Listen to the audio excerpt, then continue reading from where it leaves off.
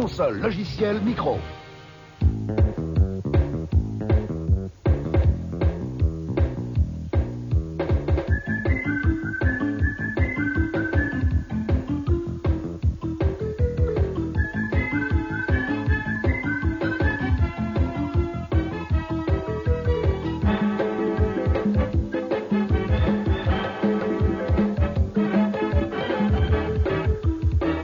Salut à tous et à toutes, bienvenue dans Micro Kids. Au sommaire aujourd'hui, un reportage sur un club de jeux vidéo très dynamique. Il s'agit du Magical Wonder Band. Pourquoi ce club est-il très dynamique? Eh bien parce que ses membres ne se contentent pas de jouer, ils se sont lancés dans la création de plans de jeux vidéo. Ils ont choisi Wonder Boy 5 en japonais, un jeu très difficile, et ils ont fait un plan si réussi qu'il est publié dans le prochain numéro de Console Plus.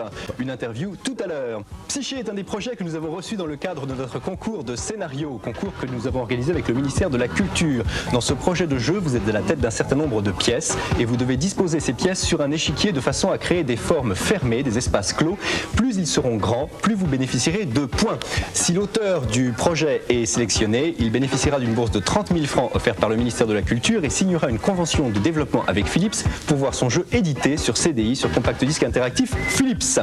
Le Canard à mocher est un superbe fanzine qui a été réalisé par le club phocéen des Crackers réunis. Il sort de temps en temps, c'est marqué sur la couverture, il est gratos et il ne se contente pas d'aligner des tests de jeu. Il y a un édito très sympa, une interview des Négresses Vertes, une aventure qui est arrivée à un des auteurs du fanzine, des articles sur les bandes dessinées, sur le cinéma et même un article sur la musculation, comment devenir un beau jeune homme très musclé.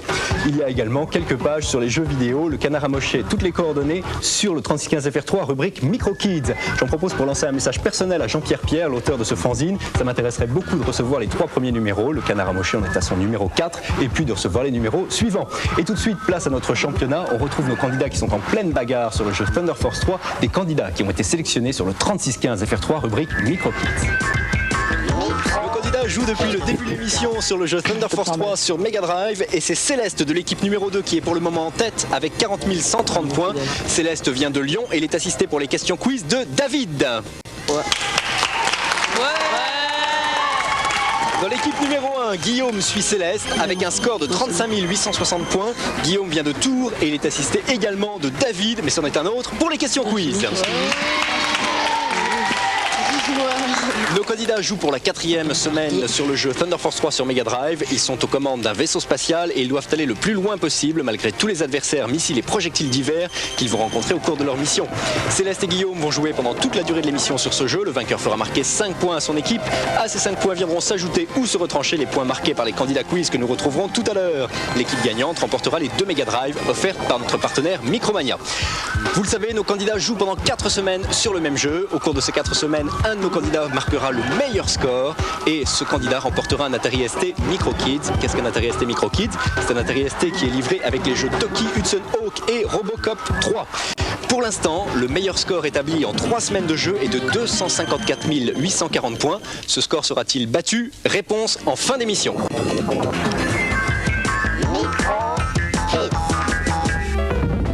Ah, enfin des bons jeux.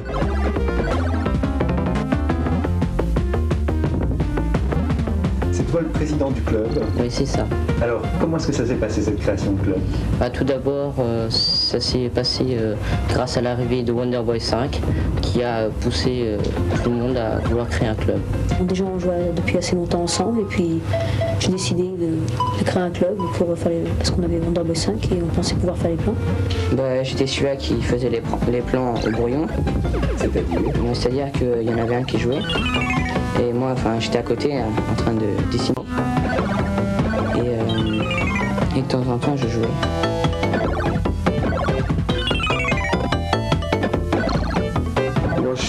Je fais un peu d'argent, surtout dans le jeu.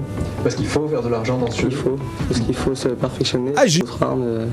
Non, dans le jeu.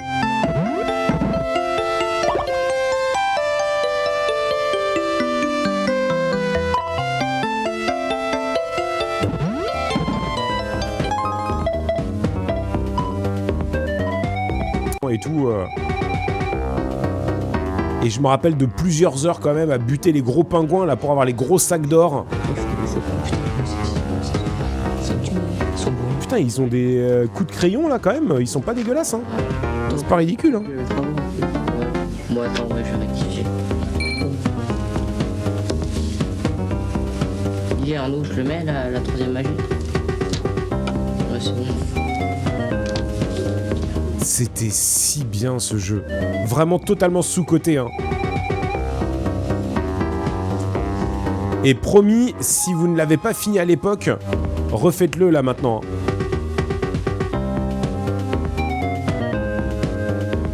Et faites-le sur Mega Drive, respectez-vous, hein.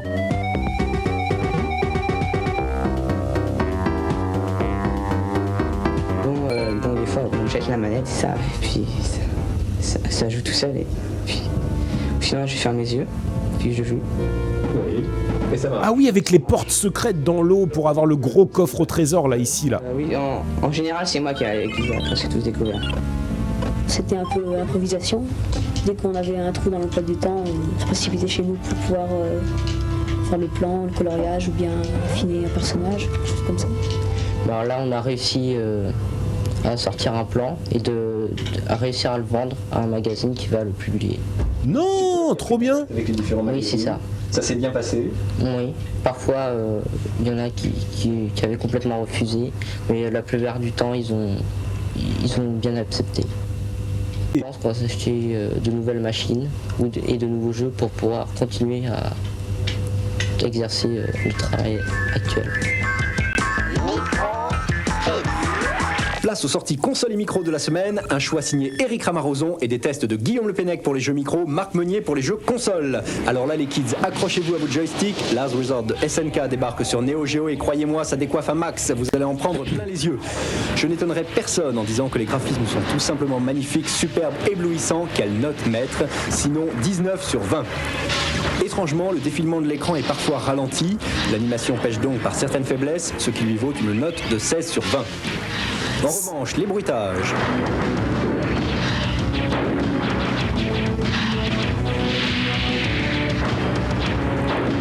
Et la musique.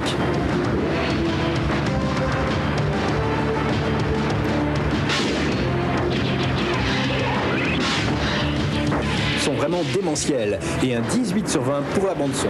La jouabilité est exceptionnelle, la difficulté savamment dosée mettra vos nerfs à rude épreuve, 19 sur 20 et oui pour la jouabilité. 18 sur 20 en intérêt général pour Last Resort, ce jeu de tir ou shoot 'em up pour les pros de jeu fait partie des meilleurs, toutes consoles confondues, qu'on se le dise. En résumé les notes, 19 sur 20 en graphisme, 16 sur 20 pour l'animation, 18 sur 20 pour la bande son, 19 en jouabilité et un intérêt général de 18 sur 20. Super Soccer de Nintendo est enfin disponible pour la Super Nintendo. Les fans de football vont pouvoir s'en donner à cœur joie. Tackles, passes, penalty, tout y est. Les personnages sont de taille respectable et le terrain est fidèlement représenté. Des graphismes solides pour une note de 17 sur 20. Je pense que ça a beaucoup vieilli aujourd'hui, hein. Avec le fameux mode 7, elles permettent une vue du terrain réaliste et impressionnante. Voilà qui mérite 19 sur 20, splendide. Les bruitages sont vraiment convaincants et les musiques ne sont pas en reste. Toi.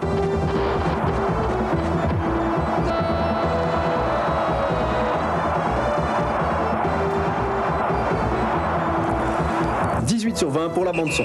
Pour l'instant, un parcours sans faute. La jouabilité a été particulièrement soignée. Il est possible de faire des tirs puissants, des coups de pierre tournés, de quoi marquer les plus beaux buts de votre vie pour une note de 18 sur 20. Super Soccer décroche 18 sur 20 en intérêt général. C'est une simulation de football en tout point réussi qui ravira les passionnés du ballon rond. Je vous rappelle les notes. Graphisme 17 sur 20, animation 19 sur 20, son 18 sur 20, jouabilité 18 sur 20 et note globale 18 sur 20. Microworld sort Slime World sur Mega Drive. Avec votre partenaire, venez explorer un monde rempli de slime immonde et récupérer des cristaux. La couleur verte que c'est que ce truc tout au long du jeu n'est pas très esthétique. Les graphismes valent à peine 11 sur 20. L'animation n'est pas des plus fluides, loin de là, et on ne peut pas dire que le défilement de l'écran soit impeccable. Un petit 12 sur 20 en animation. La musique et les bruitages sont monotones et sans intérêt.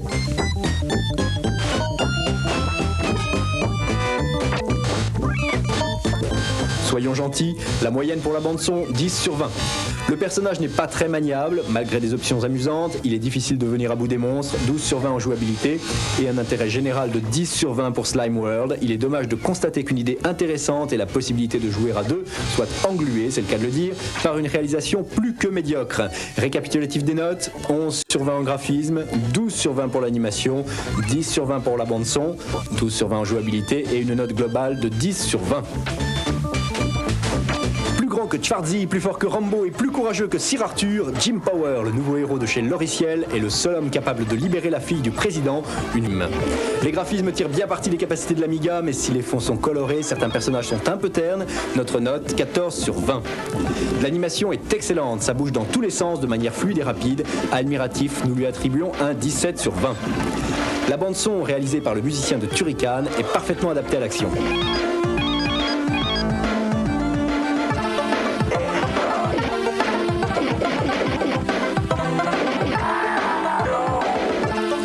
Cela mérite bien 16 sur 20. Pas de problème pour la prise en main, Jim répond au doigt et à l'œil, 15 sur 20 pour la jouabilité. Et au final, Jim Power reçoit une note de 15 sur 20 en intérêt. S'il est peu original, son excellente réalisation le rapproche des meilleurs jeux sur console, un grand hit sur Amiga. Regardons ensemble les notes. Graphisme 14 sur 20, animation 17 sur 20, bande son. Et je sais pas, j'hésite, la texture est 15. Same but different. Attention, attention, les bargons sont parmi nous, ils envahissent la Terre au travers de jeux vidéo. Il ne reste qu'un seul espoir, vous. Parviendrez-vous à débarrasser la planète des odieux bargons? Peut-être dans Bargon Attack sur PC de Cocktail Vision. Le graphisme de Bargon Attack est traité dans un style humoristique plutôt sympa qui remporte un bon 14 sur 20. L'animation est bonne, votre héros marche, explore les lieux, saisit les objets et se retrouve même parfois projeté dans les airs. 15 sur 20 facile pour l'animation. L'ambiance sonore, sans être exceptionnelle, accompagne bien le jeu.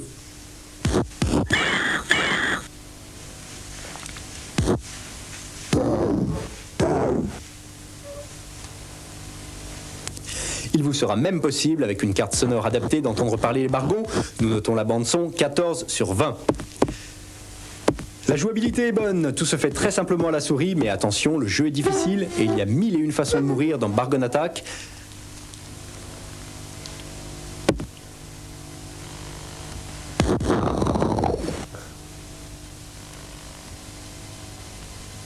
Et salut Babar. La note de jouabilité, 15 sur 20. Finalement, Bargon Attack est un jeu très prenant qui reçoit une note d'intérêt de 16 sur 20, mais attention, c'est un challenge réservé aux meilleurs car les bargons sont vraiment féroces. Le résumé des notes, graphisme 14 sur 20, animation 15 sur 20, bande son 14 sur 20, jouabilité 15 sur 20 et intérêt global 16 sur 20. Et voici le top jeu vidéo catégorie console. 3 jeux sur Mega Drive. En première place, Donald Duck de Sega. En seconde position, Robocode d'Electronic Arts. Et enfin, numéro 3, Rolling Thunder 2, un jeu de Namco. 3 jeux sur Game Boy maintenant. En première position, Super Mario Land de Nintendo. En seconde place, Les Simpsons, un jeu de Acclaim. Et enfin, numéro 3, Bugs Bunny de Kemco. Le top jeu vidéo, vous le retrouvez tous les jours sur Fun Radio. Avec qui? Avec 13. Nous approchons de la fin du championnat. À nos candidats quiz David et David d'entrer dans la bagarre. Est-ce que vous êtes prêts? Ouais. Première question quiz qui nous est envoyée par Claude de Ladignac. Quel est le nom de l'adaptateur qui permet d'utiliser les jeux de la Super Master System sur la Mega Drive? Le Master GR. Et non, c'était le Master System Converter. Moins 2 points pour David de l'équipe numéro 2. Deuxième question. Je croyais. Comment s'appelle le frère de Mario? Luigi. David? Ouais. Bonne réponse, plus de points. Depuis. Troisième question de David, qui habite Saint-Douchard dans le Cher. Vrai ou faux, il est possible de jouer à la Mega Drive avec des manettes sans fil? Oui. David? Oui. Bonne réponse, plus de points. Merci à Claude, Amilcar et David. Ils gagnent des abonnements à Tilt et à Console Plus, ainsi que des compacts disques Micro Kids avec les plus belles musiques de jeu et les musiques de Micro Kids. Quant à nos candidats qui s'affrontent sur le jeu Thunder Force 3, il ne leur reste plus que 10 secondes. 5, 250 000 points. 2, 1. Top, c'est Céleste de l'équipe numéro 2 qui remporte la victoire avec 259 880 points contre 17 360 points pour Guillaume de l'équipe numéro 1 qui a fait un game over à la 12e minute de jeu.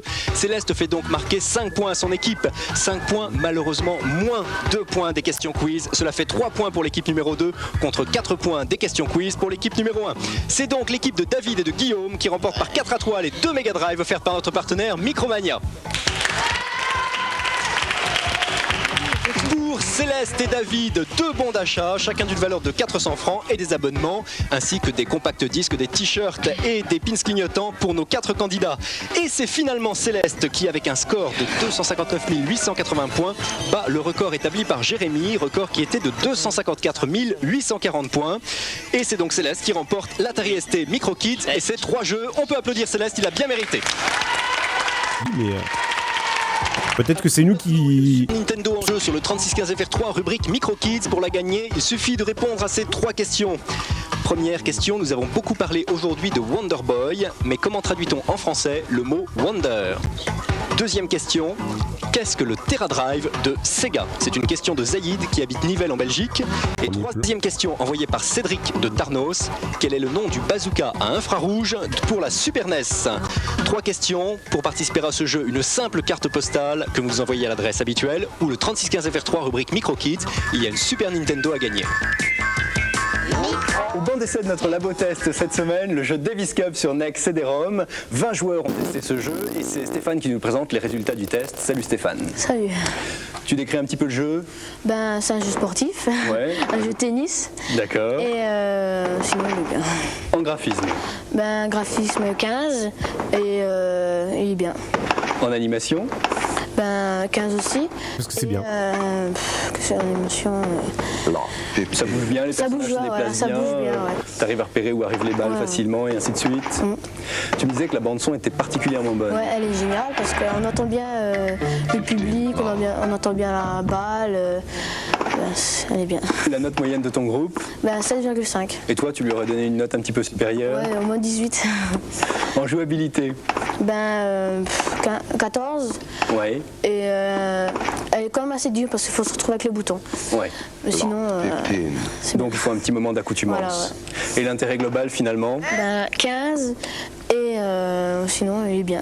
C'est un jeu que tu achèterais toi? Ouais. Tu lui donnerais quoi comme note toi personnellement? Intérêt global, 15. je sais pas, au moins 15 aussi. 15 aussi? Ouais. Merci Stéphane. Vous aussi vous pouvez noter vos jeux favoris sur le 3615 FR3 rubrique Micro Kids. Et cette semaine c'est NHL Hockey sur Mega Drive qui a été particulièrement bien noté.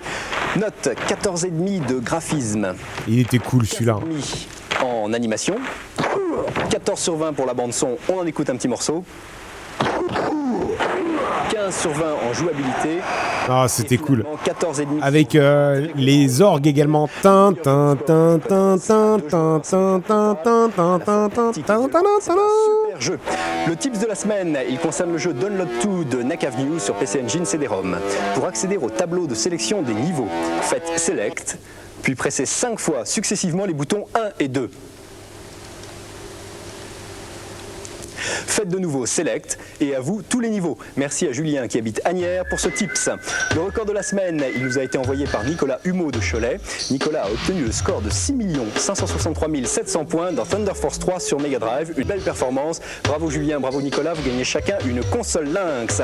Un mot sur les stages que la mairie de Paris organise cet été, des stages de formation à la micro-informatique à la fois sur Mac, sur PC et également sur Atari ST. Ils ne coûtent pas cher du tout et ils sont très utiles et sont orientés vers les adultes. Donc vous pouvez prévenir vos parents s'ils souhaitent se former à la micro-informatique pour pas cher. La mairie de Paris a tout ce qu'il leur faut. Un téléphone, le 43 66 42 17, 43 66 42 17 par le 16 1, c'est à Paris. Avant de nous quitter, je vous rappelle que le compact disque Micro Kids, le pins clignotant et les t-shirts sont disponibles sur la boutique Micro Kids, sur le 3615 FR3, rubrique Micro Kids. C'est également là que vous trouverez des concours avec des Mega Drive à gagner et c'est également là qu'est disponible l'Atari ST Micro Kids. Mercredi prochain, nous retrouvons Danny Bouloc et ses avant-premières de choc. L'adresse de l'émission Micro Kids Tilt Console Plus 913 rue du Colonel Avia 75 015 Paris. Cette semaine, le ST refait son apparition sur la scène de la démo avec The Pandemonium Demo. Voici en extrait une superbe animation en 3 dimensions réalisée par le groupe Chaos. Bonne semaine à tous, jouez bien, bye bye.